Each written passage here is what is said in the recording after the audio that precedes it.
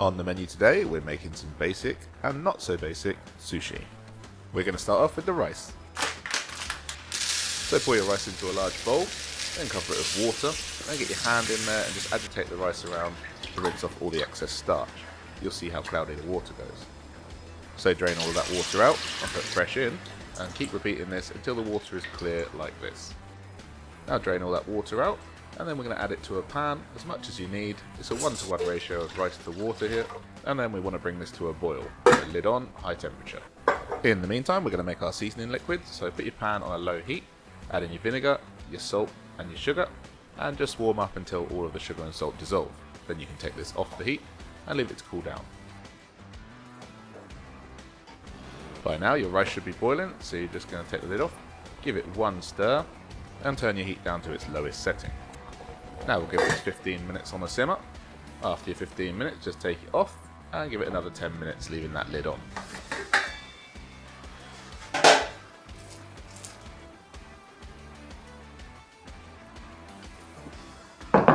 Now grab yourself a large bowl, empty your rice into it. Now pour over your seasoning liquid. This will make it a little bit too wet at first, but it will dry out. And we're just going to carefully mix that through without mashing all the rice together. Next up, get yourself a large flat tray and just spread your rice across it. We want this to cool down as quickly as possible now.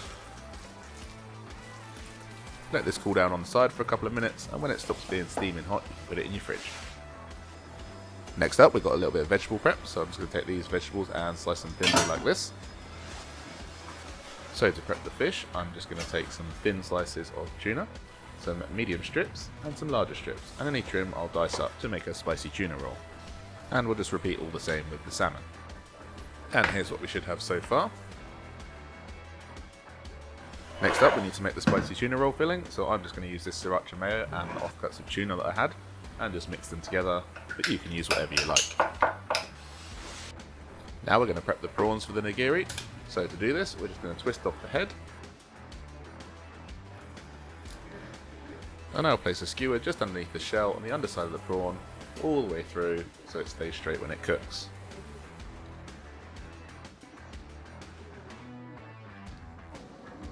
Next up, we're just going to put our prawns into some salted simmering water for 2 minutes. And when they're done, come out into ice cold water to stop them cooking and to cool them down. After a few minutes of cooling, we'll remove the skewer and we'll just peel off the shell, going all the way around the outside like this, and then just pull off the tail.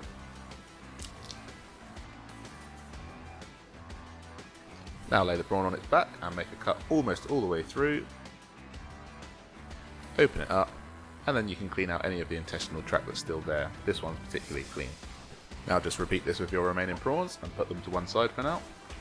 Right, so we're going to start assembling in a minute, but we're going to start by just cutting off about a third of our nori sheet and just put them aside for later. So for our first roll, we're going to use 2/3 of a sheet of nori, and then we're going to wet our hands with a mixture of vinegar and water that I have in a bowl.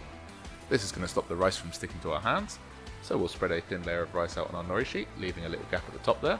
And I'm going to put salmon, green pepper, and avocado in this first one.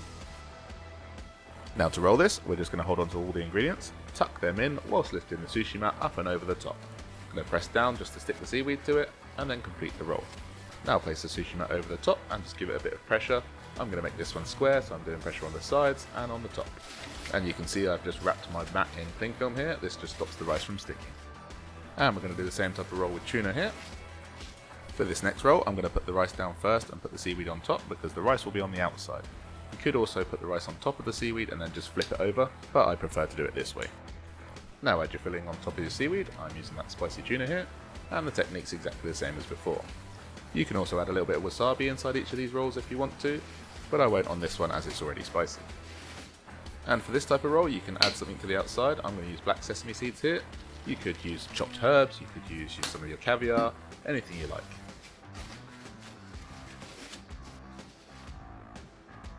And we'll do one more of this type of roll.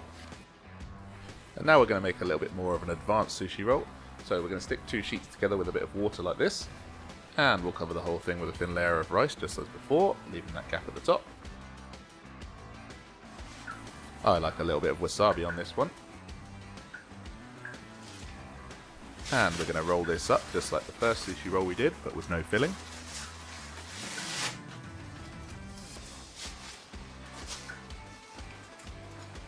A little bit of water on there to seal it.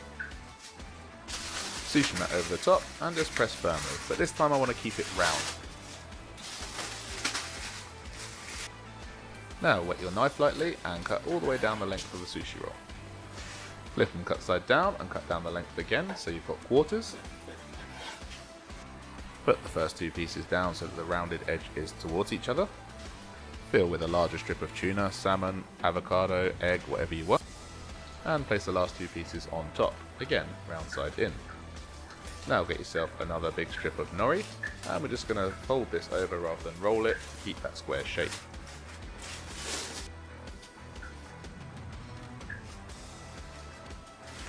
And again, put the sushi mat over the top, press firmly, and make sure it's all compact.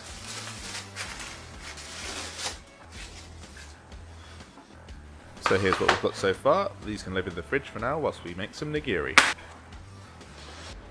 So I'm going to start by cutting a few thin strips of my nori sheet here. Wet your hands in your vinegar water again. That's just water with a splash of vinegar in it.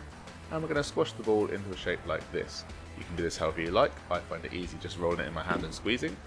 Top with a bit of wasabi, and then whatever fish you like. I'm going to use prawn, tuna and salmon. So press the fish on firmly. So you could leave it here, but I'm just going to put one of our thin strips of nori that I've dipped in water around it for presentation.